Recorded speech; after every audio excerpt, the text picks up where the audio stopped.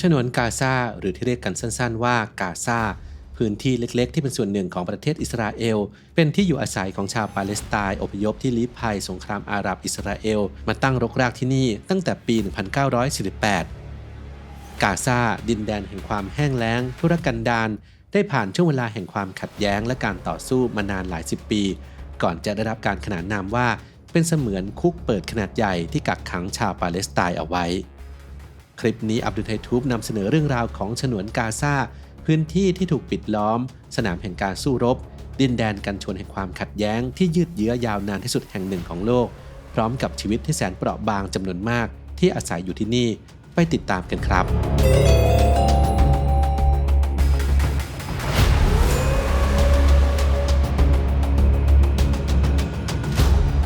1. ฉนวนกาซาคือดินแดนแบบใดกาซาเป็นพื้นที่แคบๆที่มีความยาวเพียง40กิโลเมตรกว้าง11กิโลเมตรกินพื้นที่รวมประมาณ365ตารางกิโลเมตรตั้งอยู่ทางทิศตะวันตกของประเทศอียิปต์ติดกับทะเลเมดิเตอร์เรเนียนทิศเหนือและทิศตะวันออกติดกับประเทศอิสราเอลส่วนทิศใต้ติดกับประเทศอียิปต์กาซาซึ่งปกครองโดยกลุ่มฮามาสและเป็นหนึ่งใน3พื้นที่ที่ชาวปาเลสไตน์อาศัยอยู่ในประเทศอิสราเอลนอกจากนี้ยังมีเขตเวสต์แบงค์ที่ตั้งอยู่ทางตะวันออกของอิสราเอลติดกับประเทศจอร์แดนอยู่ภายใต้การดูแลของ PA หรือองค์การบริหารปาเลสไตน์และที่ราบสูงโกลันพื้นที่กันชนทางตอนเหนือของอิสราเอลที่อยู่ติดกับประเทศซีเรีย 2. ใครคือประชากรของฉนวนกาซาชาวปาเลสไตน์กว่า2ล้านคนอาศัยอยู่อย่างแออัดในอาณาเขตคับแคบส่งผลให้พื้นที่ปิดล้อมกาซาเป็นดินแดนที่มีความหนาแน่นของประชากรสูงที่สุดแห่งหนึ่งของโลกกว่า 80% ของชาวปาเลสไตน์ที่อาศัยอยู่ในกาซาคือผู้ลี้ภัยที่ถูกขับไล่ให้ออกจากพื้นที่เดิมโดยชาวยิวที่ปัจจุบันคือประเทศอิสราเอลโดยชาวปาเลสไตน์พลัดถิ่นจำนวนมากลี้ภัยมายังกาซาบางส่วนอยู่ที่เวสต์แบงค์และที่เหลือก็ถูกบังคับย้ายถิ่นฐานไปยังประเทศอาหรับได้แก่อียิปต์จอร์แดนซีเรียและเลบานอน 3. ประวัติศาสตร์ของกาซาย้อนกลับไปในช่วงที่ประเทศอิสราเอลยังไม่ถือกำเนิดขึ้นมาดินแดนแถบนี้มีชาวอาหรับอาศัยอยู่เป็นจำนวนมากและเรียกขานกันว่าปาเลสไตน์จนกระทั่งจักรวรรดิออตโตมันพ่ายแพ้ให้แก่อังกฤษในสงครามโลกครั้งที่ 1ส่งผลให้ปาเลสไตน์ตกเป็นของอังกฤษในขณะนั้นมีชาวยิวกลุ่มไซออนิสต์หลายแสนคนเดินทางจากยุโรปมายังปาเลสไตน์เพื่อต้องการตั้งถิ่นฐานโดยอ้างว่าที่แห่งนี้คือดินแดนแห่งพันธสัญญาโบราณส่งผลให้เกิดการแย่งดินแดนกันระหว่างชาวปาเลสไตน์กับชาวยิวและทวีความรุนแรงขึ้นอย่างต่อเนื่องจนกระทั่งในปี 1947 หลังจากจบสงครามโลกครั้งที่ 2อังกฤษมอบหมายให้สหประชาชาติตัดสินความขัดแย้งนี้โดยสหประชาชาติลงมติให้ชาวปาเลสไตน์แบ่งดินแดนให้แก่ชาวยิวครึ่งหนึ่งโดยชาวปาเลสไตน์ครอบครองพื้นที่เวสต์แบงค์และฉนวนกาซาส่วนที่เหลือทั้งหมดโดยมีกรุงเยรูซาเล็มเป็นเมืองอันศักดิ์สิทธิ์เป็นศูนย์กลางที่ทั้งสองฝ่ายเข้ามาประกอบพิธีทางศาสนาได้และในที่สุดวันที่ 14 พฤษภาคม ปี 1948 ชาวยิวก็จัดตั้งประเทศของตนเองสำเร็จซึ่งก็คือประเทศอิสราเอลประเทศในสันนิบาตอาหรับรับรู้ว่าชาวปาเลสไตน์กำลังเผชิญหน้าอยู่กับการถูกคุกคามอย่างไม่เป็นธรรมจากชาวยิวจึงเริ่มทำการประกาศสงครามกับอิสราเอลเพื่อทวงคืนดินแดนให้แก่ชาวปาเลสไตน์แต่ก็พ่ายแพ้ในที่สุดในปี 1967 ปาเลสไตน์ผนึกกำลังกับ5ชาติอาหรับได้แก่อียิปต์จอร์แดนอิรักเลบานอนซีเรียเข้าทำสงครามโจมตีกองกำลังชาวยิวในสงคราม6วันแต่ก็พ่ายแพ้ย่อยยับอีกครั้งให้กับการรบที่ฉลาดล้ำของกองกำลังอิสราเอลส่งผลให้อิสราเอลได้ยึดครองฉนวนกาซาและคาบสมุทรไซนายที่เคยอยู่ในความดูแลของอียิปต์เรื่อยมาจนถึงเขตเวสต์แบงค์ของจอร์แดนและที่ราบสูงโกลันของซีเรียซึ่งคิดเป็นพื้นที่มากกว่า3เท่าของพื้นที่เดิมตัวเองและผลกระทบจากการถูกอิสราเอลยึดพื้นที่ในสงครามครั้งนี้ทำให้ชาวปาเลสไตน์หลายแสนคนต้องหลบหนีจากถิ่นที่อยู่เดิมกลายเป็นชาวปาเลสไตน์พลัดถิ่นในประเทศต่างๆในดินแดนอาหรับและนี่คือจุดเริ่มต้นที่ฉนวนกาซาอยู่ภายใต้การควบคุมของประเทศอิสราเอลจวบจนถึงปัจจุบัน 4. ใครคือผู้ปกครองฉนวนกาซาตั้งแต่พ่ายแพ้ในสงคราม6วันฉนวนกาซาถูกควบคุมโดยอิสราเอลในทุกๆความเป็นไปไม่ว่าจะเป็นทั้งบนบกทางอากาศและทางทะเลโดยมีกองกำลังทหารห้อมล้อมและบางส่วนก็กระจายอยู่ในฉนวนกาซา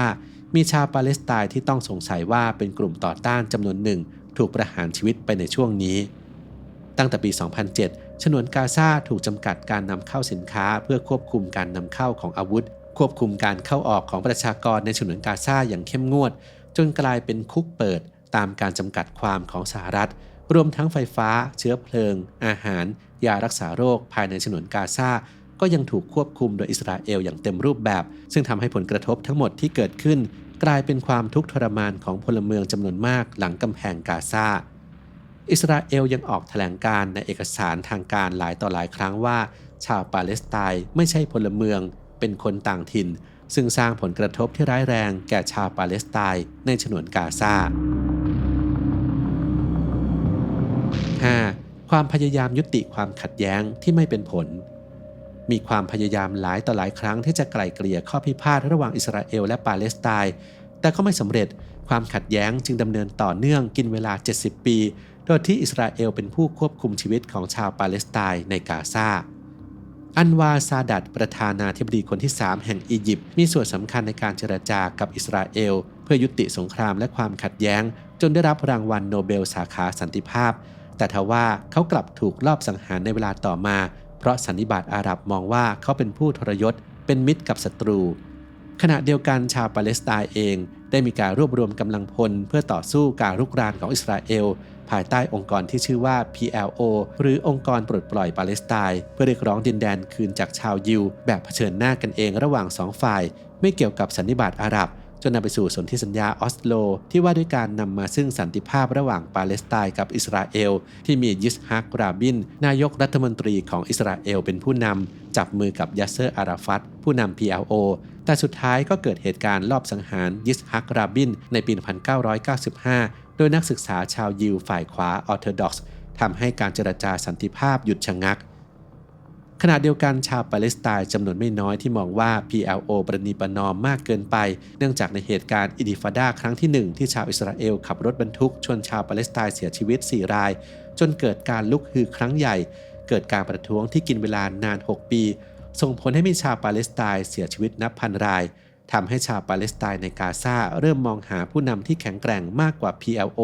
เพื่อนำชัยชนะมาแก่ชาวปาเลสไตน์ซึ่งก็คือกลุ่มฮามาสที่เป็นกองกำลังติดอาวุธมีแนวคิดสุดโต่งและจุดยืนแข็งกร้าวในการทำลายล้างอิสราเอลที่ยังมีบทบาทสำคัญทางการเมืองและฉนวนกาซามาจนถึงปัจจุบัน 6. ฮามาสอาชญากรหรือผู้พิทักษ์ปาเลสไตน์จากสถานการณ์ต่อต้านอิสราเอลที่ย่ำแย่ลงเรื่อยๆในกาซา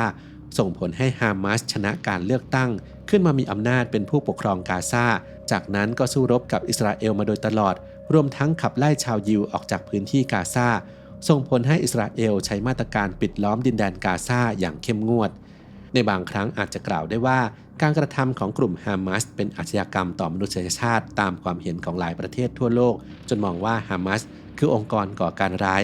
ซึ่งฮามาสให้เหตุผลของการโจมตีอิสราเอลว่าเป็นการตอบโต้ที่อิสราเอลปิดล้อมดินแดนกาซาจากความเป็นอิสระและเพื่อรักษาความปลอดภัยในนครศักดิ์สิทธิ์ซึ่งก็คือนครเยรูซาเล็มที่ถูกยึดครองด้วยการตั้งถิ่นฐานของชาวยิว